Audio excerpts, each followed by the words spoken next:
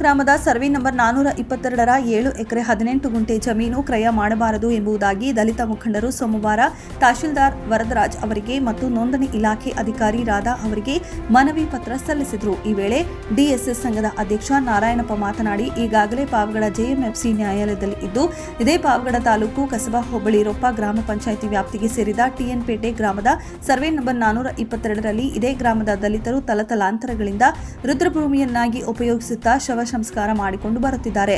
ಕೆಲ ಸವರ್ಣೀಯ ಜನಾಂಗದವರು ವಿನಾಕಾರಣದಿಂದಾಗಿ ಜಮೀನನ್ನ ಪರಭಾರೆ ಮಾಡುತ್ತಿರುವುದು ನಮ್ಮ ಗ್ರಾಮಸ್ಥರ ಗಮನಕ್ಕೆ ಬಂದಿದ್ದು, ಈ ಬಗ್ಗೆ ಪಾವಗಡ ಘನ ನ್ಯಾಯಾಲಯದಲ್ಲಿ ಸೀರಿಯಲ್ ನಂಬರ್ 219 2019 ಹಾಗೂ ಸಿಆರ್ ನಂಬರ್ 86 2020ರ ಕೇಸನ್ನು ಸಹ ಹಾಕಿರುತ್ತೇವೆ. ಯಾರಾದರೂ ಸರ್ವೆ ನಂಬರ್ 422ರ ಕ್ರಯ ಮಾಡಿಸಲು ಬಂದರೆ ಅನುಮತಿ ನೀಡಬಾರದು ಹಾಗೂ ಪ್ರಸ್ತುತ ಘನ ನ್ಯಾಯಾಲಯದಲ್ಲಿ ವ್ಯಾಜ್ಯ ಇರುತ್ತದೆ ಎಂದು ಇಂದು ತಹಶೀಲ್ದಾರ್ ಮತ್ತು ನೋಂದಣಿ ಅಧಿಕಾರಿಗೆ ಗಮನಕ್ಕೆ ತಂದಿದ್ದೇವೆ ಎಂದರು. ಈ ವೇಳೆ ದಲಿತ ಮುಖಂಡರಾದ ಟಿಎನ್ ಪೇಟೆ ರಮೇಶ್, ರಾಮಾಂಜಿನಪ್ಪ, ಆದಿನಾರಾಯಣಪ್ಪ, ಎಸ್ ರಾಮಪ್ಪ, ಸುಬ್ಬರಾಯಪ್ಪ, ರಾಮಪ್ಪ, ಅಂಜಿನಪ್ಪ, ನರಸಪ್ಪ, ಇ ಅಂಜಿನಪ್ಪ, ನಾರಾಯಣಪ್ಪ, ನರಸಿಂಹಪ್ಪ ಇತರರು ಉಪಸ್ಥಿತರಿದ್ದರು.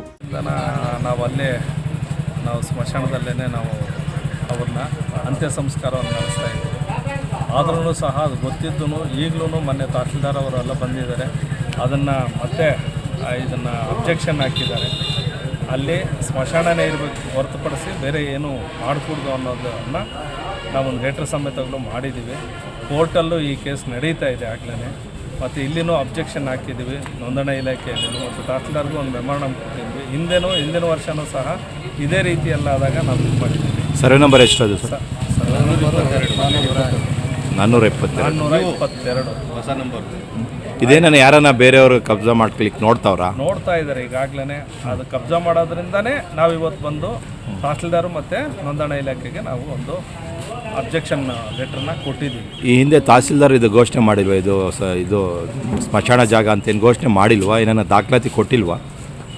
ಅದನ್ನು ಹಿಂದೆ ಇದು ಸರ್ಕಾರಿ ಖರಾಬ್ ಇದ್ದದ್ದು ಮೊದಲು, ಆ ಖರಾಬಲ್ಲಿ ನಾವೆಲ್ಲರೂ ಹೋಗಿ ಉಳ್ತಾ ಇದ್ವಿ. ಆದರೆ ಇವತ್ತು ಆ ಖರಾಬನ್ನು ಸೇರಿ ಅದನ್ನು ಒಟ್ಟುಗೂಡಿಸ್ಕೊಂಡು ಅವರು ಪಾಣಿ ಮಾಡಿಸ್ಕೊಂಡಿದ್ದಾರೆ. ಆದರೆ ಆ ಪಾಣಿ ಓನರ್ಗಳು ನಾವು ಖಂಡಿತವಾಗ್ಲೂ ನಿಮಗೆ ಬಿಟ್ಕೊಡ್ತೀವಿ ಅಂತ ಹೇಳ್ಬಿಟ್ಟು ಕಳೆದ ಸಾರಿ ನಮಗೆ ಮಾತು ಕೊಟ್ಟಿದ್ರು. ಮಾತು ಕೊಟ್ಟು ಇವತ್ತು ಅದನ್ನು ಅವರು ಬರ್ತಾನೇ ಇಲ್ಲ. ಈಗ ಆದ್ದರಿಂದ ಇಲ್ಲಿರೋ ಅಂಥ ಮಿಲಿಟರಿಗಳು ಏನಿದ್ದಾರೋ